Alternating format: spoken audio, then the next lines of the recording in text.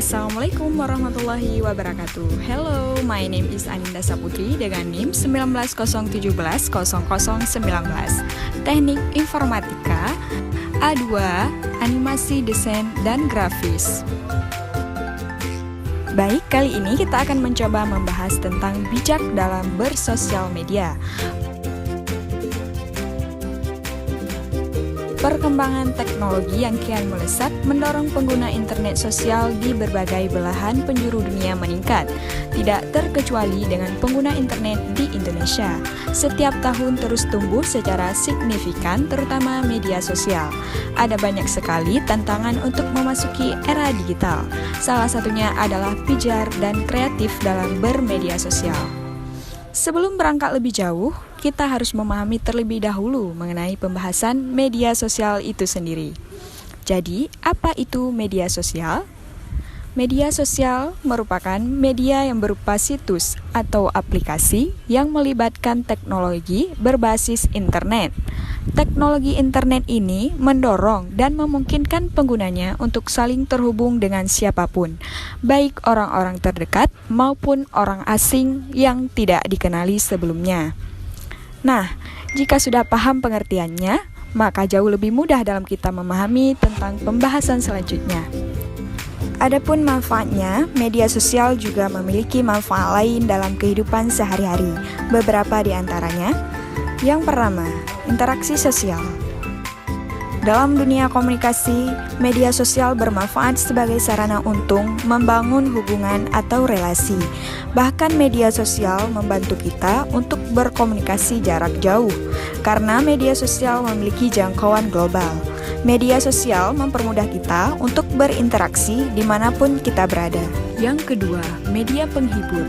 Saat ini sudah banyak jenis media sosial sebagai media penghibur. Salah satunya YouTube.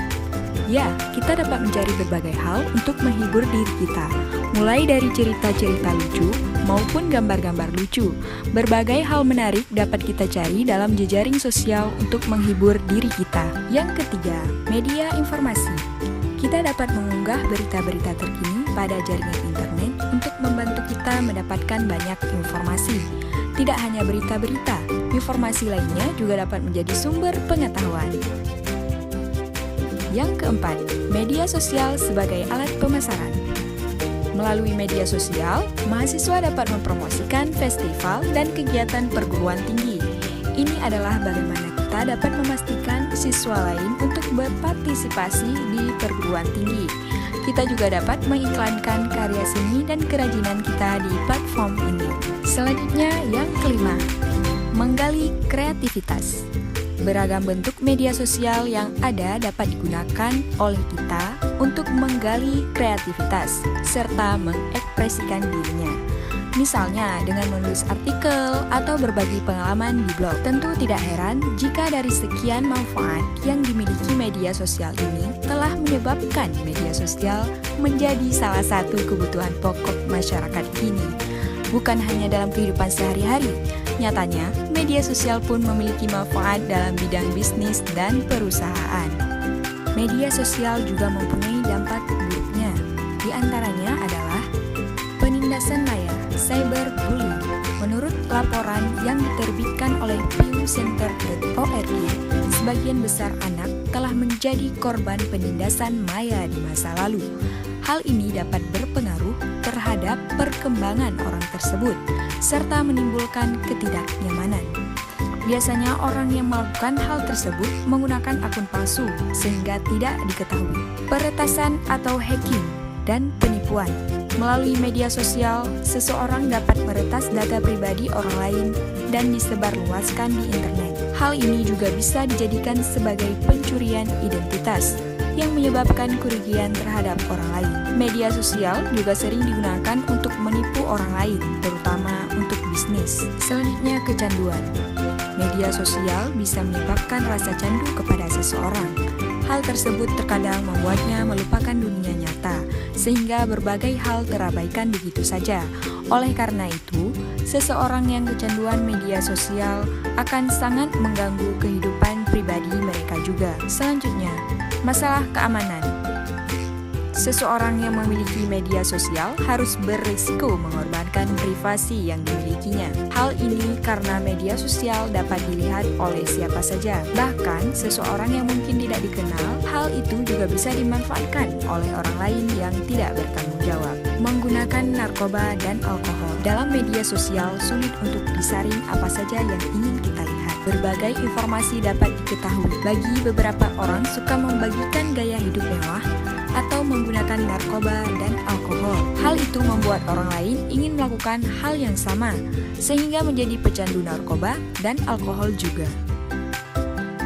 Berdasarkan hasil survei yang telah dilakukan oleh Hootsuite, We Are Social, yang merupakan situs layanan manajemen konten pada 2020, sebanyak 160 juta pengguna aktif media sosial di Indonesia dari total populasi penduduk sebanyak 272,1 juta. Rata-rata per hari waktu yang dihabiskan untuk penggunaan media sosial melalui perangkat apapun selama 3 jam 26 menit dengan pengguna aktif terbanyak media sosial tersebut antara lain YouTube sebanyak 88%, WhatsApp 84%, Facebook 82%, Instagram 79%, Twitter 56% dari jumlah populasi. Banyaknya pengguna media sosial di Indonesia terbukti bahwa begitu pesatnya perkembangan teknologi informasi dan komunikasi di zaman ini.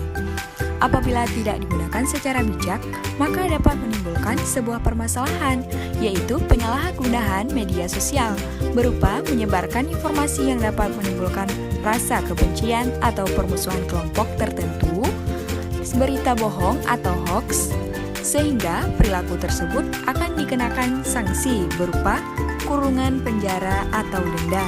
Maka dari itu, sebagai pengguna media sosial yang bijak, kita harus bisa menggunakan dan memanfaatkan media sosial untuk tujuan yang sekiranya berdampak positif bagi diri sendiri dan orang lain.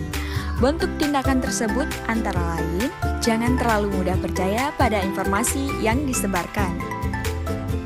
Sebagai pengguna media sosial yang bijak, alangkah baiknya jangan membagikan informasi yang diperoleh secara sembarangan, dan lebih baik melakukan pengecekan kembali informasi yang kita peroleh di media sosial melalui aplikasi seperti Turnback Hoax, cekfakta.com, Babe, Hot Booster Tool, dan lain-lain, supaya kita tidak terjebak pada siklus penyebaran berita hoax atau bohong. Jaga etika dalam bermedia sosial. Selain pengecekan informasi yang tidak kalah pentingnya, yaitu perilaku dan etika kita dalam bermedia sosial. Alangkah baiknya kita harus menghargai karya orang lain. Hargailah orang lain jika dirimu ingin dihargai. Dan memberikan komentar walaupun tanggapan positif yang sifatnya membangun terhadap konten yang dibagikan, supaya konten tersebut bisa mengalami perubahan menuju pada nilai-nilai positif yang sekiranya bisa memberikan edukasi. Filter atau saring informasi yang akan dibagikan. Konten atau informasi yang akan dibagikan dapat mempengaruhi perilaku individu maupun kelompok.